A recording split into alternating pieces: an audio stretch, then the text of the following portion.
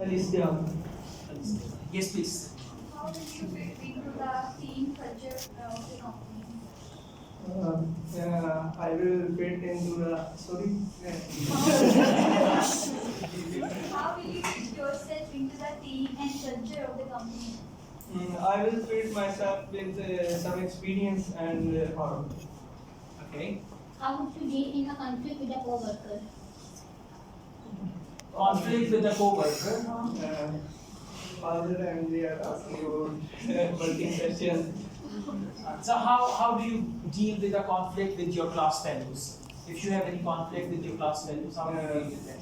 I'm not a fighting person. Whenever I am on the part, I regret and I am sorry for my fault. Right? What's making What makes you unique? My class fellows say I am a sportsman and I play cricket very well, and they all said say me a fast bowler. Definitely. Very good. what makes you As I am telling that I am a good sportsman, I play most of the game, and but I am well at playing cricket. Okay, what are your hobbies? You need to correct your question. What are your hobbies?